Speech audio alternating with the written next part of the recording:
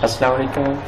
I am Sir Muhammad Kashif from Half School System PHA campus, and class today we are going to start our online lecture number 7. Today the topic is very important for exam point of view. The topic is isotopes. सबसे पहले बेटा मैं आपको explain करता चलूँ कि isotopes क्या होते हैं। आइसोटॉप्स ऐसे एटम्स होते हैं किसी भी एलिमेंट के that have same atomic number, बेटा जिनका एटॉमिक नंबर एक जैसा होता है बट डिफरेंट मास नंबर, लेकिन उनका मास नंबर क्या होता है, डिफरेंट होता है। अगेन सुन ले बेटा, एक ही एलिमेंट के ऐसे एटम्स, एक ही एलिमेंट के जिनका एटॉमिक नंबर तो सेम होगा लेकिन मास नंबर मुख्तलिफ होगा, उसको हम आइसोटॉप्स कहते हैं। सबसे पहले बेटा इसकी एग्जांपल बेटा हाइड्रोजन को ले लेते हैं। अब आपको पता है कि जो एटॉमिक हमारे पास मास होता है उसका फार्मूला होता है P+N, मीन बेटा प्रोटॉन की तादाद प्लस न्यूट्रॉन की तादाद, और जो हमारे पास एटॉमिक नंबर होता है उसका बेटा फार्मूला हमारे पास होता है P, यानी कि सिर्फ प्रोटॉन। अब बेटा देखें तो एटॉमिक नंबर मुख्तलिफ होने से ये मुराद है कि इस एटम में जो आइसोटॉप्स होते हैं उसमें प्रोटॉन की तादाद तो वही रहती है लेकिन न्यूट्रॉन की तादाद डिफरेंट होने की वजह से आपका एटॉमिक मास डिफरेंट आ रहा होता है। अब हाइड्रोजन के 3 आइसोटॉप्स हैं। फर्स्ट में देखें तो हाइड्रोजन का जो आइसोटॉप्स है इसमें एक प्रोटॉन है और न्यूट्रॉन इसमें 0 है, तो इस वजह से इसका एटॉमिक नंबर B1 है। ये नीचे एटॉमिक नंबर लिखा जाता है और ऊपर एटॉमिक मास भी क्या हुआ, 1 है। अगर आप इसमें देखें तो बेटा इस हाइड्रोजन के जो आइसोटॉप्स है इसमें प्रोटॉन 1 है, 1 ही न्यूट्रॉन है। एटॉमिक नंबर तो सिर्फ प्रोटॉन की तादाद होती है तो वो 1 है, तो इसका एटॉमिक नंबर 1 ही है, लेकिन इसका मास नंबर क्या हो जाएगा बेटा, 2 हो जाएगा ड्यू टू 1 न्यूट्रॉन।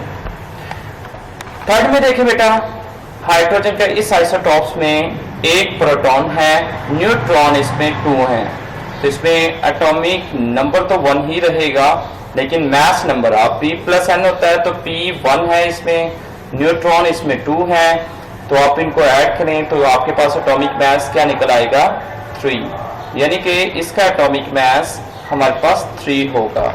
तो आपने देखा कि नीचे देखें सबका एटॉमिक नंबर क्या है, वो 1 ही है लेकिन मास नंबर उनका मुख्तलिफ आ रहा है, मीन किसी का 1 है, किसी का 2 है और किसी का 3 है। और ये मास नंबर डिफरेंट क्यों है, क्योंकि डिफरेंट नंबर ऑफ न्यूट्रॉन की वजह से, यानी कि आइसोटॉप्स में प्रोटॉन या इलेक्ट्रॉन की तादाद तो वही रहती है लेकिन न्यूट्रॉन की तादाद चेंज होती रहती है। अब तो देखें इसका क्या असर पड़ता है। इसमें क्या होगा कि बेटा इसकी वजह से दे हैव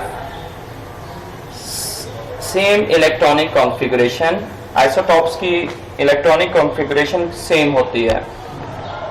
बेटा इलेक्ट्रॉनिक कॉन्फ़िगरेशन डिपेंड करती है इलेक्ट्रॉन्स के ऊपर, क्योंकि आपने इलेक्ट्रॉन को शेलों में आपने अरेंज करना होता है, तो इलेक्ट्रॉनिक कॉन्फ़िगरेशन सेम होगी क्योंकि आपकी इलेक्ट्रॉन की तादाद चेंज नहीं हो रही, तो सबकी इलेक्ट्रॉनिक कॉन्फ़िगरेशन सबकी सेम होगी। यानी कि पहले हाइड्रोजन की भी वही है, देखें उसमें भी 1 इलेक्ट्रॉन्स है, इसमें भी 1 इलेक्ट्रॉन्स है, इसमें भी 1 इलेक्ट्रॉन है, तीनों में एक शेल है, तो सबकी इलेक्ट्रॉनिक कॉन्फ़िगरेशन क्या है, सेम है।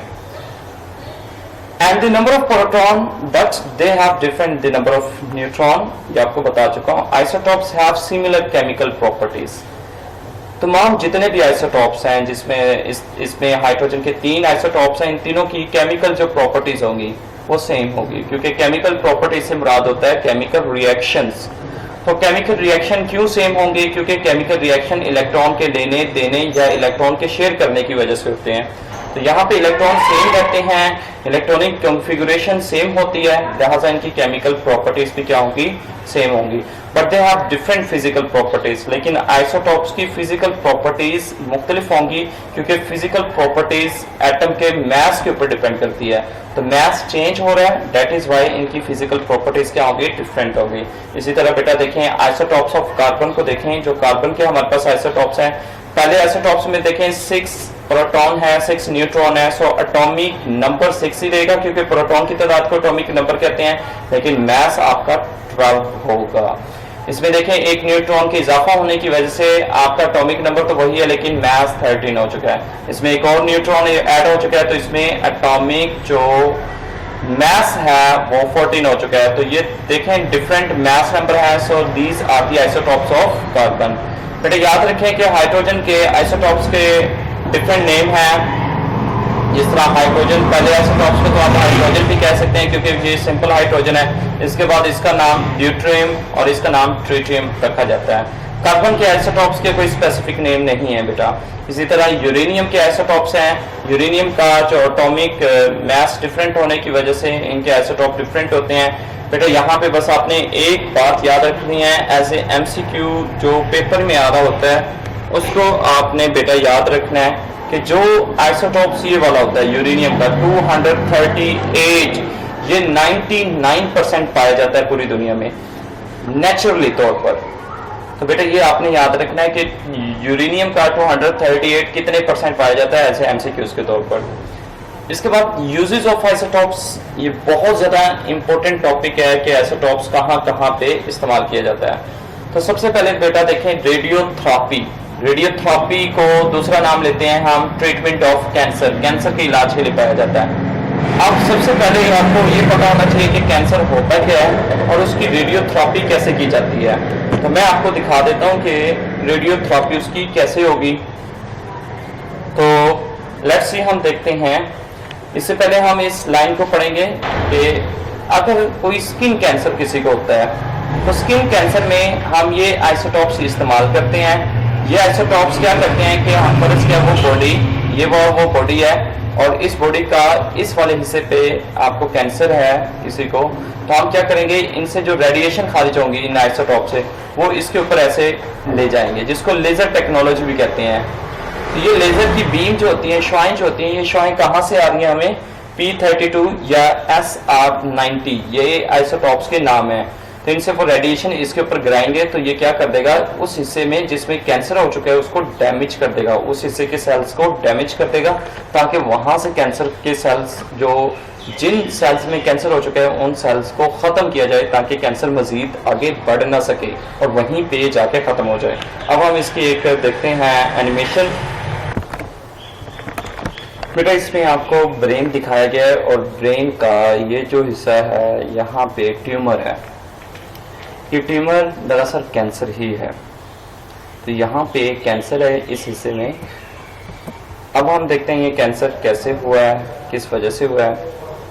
तो ये हमारे सेल्स होते हैं, ब्रेन के जो सेल्स हैं वो आपको दिखाए गए हैं और इन सेल के न्यूक्लियस होता है सेंटर में और न्यूक्लियस के अंदर DNA होता है। बेटा ये बायो की टर्म है, कुछ आपको याद रखनी पड़ेगी। ब्रेन जो बना होता है हमारी तमाम बॉडी सेल से मिलकर बनी हुई है। सेल के अंदर न्यूक्लियस होता है, न्यूक्लियस के अंदर बेटा हमारे पास DNA होता है। DNA सेल के हर फंक्शन को कंट्रोल कर रहा होता है कि सेल ने कैसे ग्रोथ करनी है, सेल ने अपनी आप को डिवीजन कितनी करनी है, ये तमाम चीज़ें हमारा DNA डील कर रहा होता है। अब देखिए बेटा DNA में क्या होता है कि सम टाइम किसी खराबी की वजह से, इसके अपने फंक्शनल खराबी की वजह से इसके कुछ सेल डैमेज हो जाते हैं। जिस तरह यहाँ पे आपको दिखाया गया कि ये सेल तो ठीक है लेकिन ये सेल क्या हो चुके हैं, डैमेज हो चुके हैं। अब ये जो सेल DNA के अंदर डैमेज हो जाते हैं वो अपनी तादाद को बढ़ाना स्टार्ट कर देते हैं, यानी कि वो अपनी तादाद को ज़्यादा करना स्टार्ट कर देते हैं। अब जैसे जैसे वो ज़्यादा करते जाएंगे हमारे बॉडी का हिस्सा उसी तरह डैमेज होता जाएगा, क्योंकि हमारा बॉडी बनता ही नहीं सेल से है। तो जैसे ही ज़्यादा डैमेज हो जाते हैं तो यहाँ से नंबर ऑफ सेल्स ज़्यादा हो जाएंगे और ये जो नंबर ऑफ सेल जो ज़्यादा हो जाते हैं, यानी कि बॉडी का हमारा हिस्सा डैमेज ज़्यादा हो जाता है, ये एक तरह का ट्यूमर बनना शुरू हो जाता है। ये आगे बेटा ये जो डैमेज हुए हैं, ये जो जिनका कलर ब्लैक है, ये आगे फिर अपनी तादाद को ज़्यादा करते रहते हैं, और ये तादाद ज़्यादा करने की वजह से वो हमारे ब्रेन में एक तरह का ट्यूमर बनता जाता है, यानी कि वो सतह हमारी थोड़ी सी ऊपर आना स्टार्ट हो जाती है। जब वो सतह थोड़ी सी ऊपर आती है तो वो हमारा क्या हो जाता है, ये देखें अपनी तादाद को क्या कर रहे हैं, ज़्यादा कर रहे हैं, क्योंकि ये डैमेज हो चुका था और डैमेज हिस्सा फिर डैमेज सेल को ही बना रहा होता है। तो जब ये सेल अपने आप को ज़्यादा कर देते हैं तो डैमेज हो जाता है, तो वो आगे ट्यूमर बन जाता है। अब फिर हम क्या करते हैं, रेडिएशन वो लगाते हैं इनको। ये देखें रेडिएशन जब ये लगाई, ये वो सेल थे जो पहले डैमेज हो चुके थे, जब रेडिएशन लगाएंगे तो वो जो रेज होंगी वो इन डैमेज सेल को क्या कर देंगी, बिल्कुल ख़त्म कर देंगे, ख़त्म भी करेंगी और इनको ऐसे करेंगी ताकि वो न्यू सेल उस तरह के ना बन सके, क्योंकि ख़त्म होंगे तो वो न्यू सेल भी नहीं बना सकेंगे, क्योंकि वो ख़त्म होने जा रहे हैं। ख़त्म होते होते वो हिस्सा श्रिंक होना स्टार्ट हो जाएगा और फिर बाकी अपनी लेवल तक वो चीज़ आ जाएगी। तो इस तरह हम इसको इलाज कर रहे होते हैं उससे आइसोटॉप्स की मदद से, जिसको हम कैंसर का ट्रीटमेंट करते हैं। तो इस बेटा प्रोसेस को हम रेडियोथेरेपी भी कहते हैं, ट्रीटमेंट ऑफ कैंसर भी कह रहे होते हैं। अच्छा, ये जो कुछ हमारे पास होते हैं, ये जो ऊपर वाली स्किन का जो कैंसर होता है उसके लिए इलाज किए जाते हैं, लेकिन for cancer CO cobalt 60 affecting with in the body, अगर आपकी बॉडी के अंदर कैंसर है तो उसके लिए हम ये यूज़ कर रहे होते हैं, ये वाला आइसोटॉप्स यूज़ कर रहे होते हैं, क्योंकि ये ज़्यादा पेनिट्रेट करती है, इनकी जो शुआएं होती हैं वो अंदर तक ज़्यादा चली जाती हैं, लेकिन उनकी शुआएं ज़्यादातर अंदर नहीं जा रही होती, तो इट मीन वो स्किन के ऊपर जो कैंसर है उसको इलाज करने के लिए इस्तेमाल किया जाता है। Tracer of diagnosis and medicine, तो बेटा जो डायग्नोसिस करना होता है, किसी बीमारी का पता चलाना अंदर की, और फिर उसकी मेडिसिन के शोबे के तौर पर आइसोटॉप्स को यूज़ किया जाता है। देखें, tracer in medicine to diagnose the presence of tumour, tumour का पता चलाना है, तो उसमें भी हम आइसोटॉप्स को यूज़ करते हैं। कैसे होता है कि फ़र्ज़ किया ये जिस्म का वो हिस्सा है और इस हिस्से के यहाँ पे ट्यूमर है, तो यहाँ से रेज जाएंगी और जैसे इस बॉडी के साथ टकराएंगी तो उसकी एक स्क्रीन के ऊपर ऐसे ही हमें रिजल्ट आ रहा होगा। अब हमें पता चल जाएगा कि यहाँ पे जाके रेज टकराई है तो यहाँ पे कोई हिस्सा ऐसा है जो डैमेज शुदा है और बाकी में ऐसे स्ट्रेट आराम से जा रही हैं। यहाँ से हमें पता चल जाएगा कि यहाँ पे कोई ना कोई ऐसी चीज़ है जिसे हम डायग्नोसिस कर सकते हैं और इसकी शेप हमें स्क्रीन के ऊपर वाज़ेह तौर पर नजर आ जाएगी। ये जो डैमेज हिस्सा है इसकी शेप हमें अपनी कंप्यूटर की स्क्रीन साथ अटैच की होती है, वहाँ पे वाज़ेह तौर पर नजर आ जाएगी। इस तरह ये डायग्नोसिस कर देता है। इसी तरह ये आपको गोइटर होता है, गिलेट जिसको कहते हैं, ये जो आमतौर पर गले में पड़ जाते हैं, तो वहाँ पे भी उसका पता, उसका साइज़ का पता चलाना हो। वैसे तो वो बाहर से भी नज़र आ जाते हैं बाज़, लेकिन अगर उसके साइज़ का पता चलाना हो कि उसका साइज़ कितना ज़्यादा है तो उसके लिए भी हम यही यूज़ कर रहे होते हैं। ये थायराइड ग्लैंड कहते हैं क्योंकि ये गले में होते हैं, थ्रोट में होते हैं, तो थ्रोट से लफ्ज़ निकला है थायराइड ग्लैंड।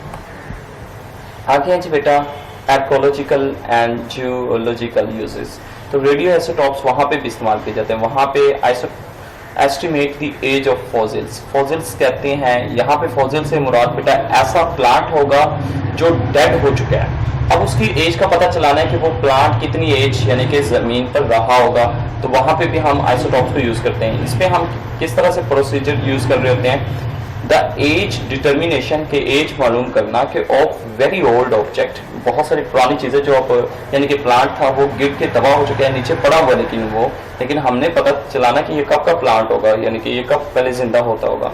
तो उसके लिए हम क्या करते हैं, on the half life of radio active isotopes, तो आइसोटॉप की हाफ लाइफ से पता चलता है। यानी कि हर आइसोटॉप्स की हाफ लाइफ होती है, वो हमें पहले से पता होती है, यानी कि कार्बन की हाफ लाइफ पहले से ये पता है। अब हम जब ये एक्सपेरिमेंट परफॉर्म करेंगे तो उससे देखेंगे कि कार्बन की अब लाइफ कितनी रह चुकी है, यानी कि वो प्लांट जो है उसमें कार्बन की मिकदार देखेंगे कि उसकी लाइफ अब कितनी रह चुकी है। अब हमें हाफ लाइफ का तो पहले से आइडिया, क्योंकि वो पहले साइंटिस्ट ने प्रूफ दिया हुआ है कि कार्बन की इतनी हाफ लाइफ है। अब जो न्यू रिजल्ट आएंगे, जो हम उस प्लांट जो डेड हो चुका है उसमें कार्बन की लाइफ को निकाल रहे हैं कि कार्बन उसमें कितना बाकी रह चुका है, उसको कंपेयर करेंगे हाफ लाइफ के साथ, तो हमें पता चल जाएगा कि ये प्लांट आज से इतने अरसा पहले का जिंदा था। तो इस तरह ये उसकी एज को बता देते हैं। तो इसमें इस प्रोसेस को हम रेडियो एक्टिव आइसोटॉप्स डेटिंग भी कहते हैं। तो ये अलग से भी क्वेश्चन आ जाता है कि रेडियो आइसोटॉप्स डेटिंग क्या होती है, ये क्वेश्चन अलग से भी आ जाता है। और इसके लिए हम मोस्टली कार्बन यूज कर रहे होते हैं, तो इसको हम कार्बन डेटिंग भी कहते हैं। तो बेटा ये याद रखना है कि रेडियो एक्टिव जो आइसोटॉप्स डेटिंग है या कार्बन डेटिंग है वो एक ही चीज़ है। तो बेटा इस तरह कुछ एक दो और यूजेस हैं, वो अपनी बुक से आप पढ़ सकते हैं इजीली। कोई क्वेश्चन होता है, क्यूरी होती है, वो मुझे बताएं, फिर मैं आपको आंसर दूंगा। बेटा आपके अंदर कोई हेजिटेशन नहीं होनी चाहिए, किसी किस्म का कोई डर खौफ नहीं होना चाहिए क्वेश्चनिंग आस्किंग के तौर पर। और देखिए बेटा आपके बुक के अकॉर्डिंग मैं ये बना रहा होता हूँ, यानी कि जो मटेरियल आपके बुक के पे लिखा हुआ है वही यहाँ पे मैं आपको वीडियो लेक्चर में प्रोवाइड कर रहा होता हूँ। क्योंकि अगर मैं इंटरनेट से डाउनलोड करके आपको लेक्चर देता हूँ तो उसका कोई फायदा नहीं है। उसमें ये होता है कि कुछ चीजें एक्स्ट्रा भी होती हैं जो आपके बुक में नहीं होती, लेकिन वो आप उसको पढ़ नहीं सकते क्योंकि आपका लेवल छोटा होता है पास का, क्योंकि उसको पढ़ने से आपको थोड़ा सा नॉलेज तो आ जाता है, लेकिन कल को अपने पेपर देना है तो पेपर में जाके कंफ्यूज हो जाएंगे कि यार ये क्या है, कि बुक से चीजें आनी चाहिए थी लेकिन आउट ऑफ ये क्या है, हमने तो आउट ऑफ स्टडी किया है लेकिन बुक के अंदर तो ये भी था। तो इसलिए मैं आपको हर एक चीज बुक के अकॉर्डिंग पढ़ा रहा होता हूँ। तो बेटा आप देखें बुक पे भी यही वर्डिंग होती है जो मैं मेरी स्लाइड में आपको मिलती है, वीडियो लेक्चर में जो चीजें मिलती हैं यही बुक की वर्डिंग होती है बेटा, और उसी को मैं एक्सप्लेन करता हूँ ताकि आप बुक से दोबारा पढ़ें और आपको अच्छे तरीके से जो यहाँ का लेक्चर होता है वो बुक से पढ़ने से और क्लियर हो जाता है कि हाँ सर ने ये भी हमें बता चुके हैं। ठीक है, फिर भी कोई क्वेश्चन होते हैं, मेरी बेस्ट अप्रोच है कि आपको उसी तरह लेक्चर मिले जिस तरह आपके स्कूल में होते हैं, मतलब स्कूल में एक लाइव टीचर होता है, तो यहाँ पे भी आपको ऐसा इन्वायरमेंट मिले। आपके लिए बेटा ये ट्राई करता हूँ। पहले ये बहुत ज़्यादा काम करना पड़ता है, पहले उसको लेक्चर बनाना, फिर उसको वीडियो रिकॉर्डिंग के लिए भेज देना, फिर उसमें अपनी वॉइस को रिकॉर्ड करना, फिर उसको अंडरस्टैंडिंग देना, लॉट ऑफ काम करने पड़ते हैं। उसके बाद फाइल को कंप्रेस करके आपको देना। बेटा इतनी मेहनत के बावजूद फिर उसको अपलोड करते वक्त मुझे कंप्रेस करना पड़ता है। अब इस वीडियो की जो मेमोरी होगी वो आपके पास 100 MB से भी ज़्यादा होगी। अब मैं इसके ऊपर कोई सॉफ्टवेयर लगा दूंगा जिससे 100 से वो 30, 25, 20 MB तक आ जाएगी, ताकि आपके पास नेट कनेक्शन नहीं है, आपके पास व्हाट्सएप में बहुत कम MB है, तो ताकि आप इसको डाउनलोड कर सकें। ओके बेटा, होप सो बेस्ट। अल्लाह हाफिज़ बेटा, टेक केयर।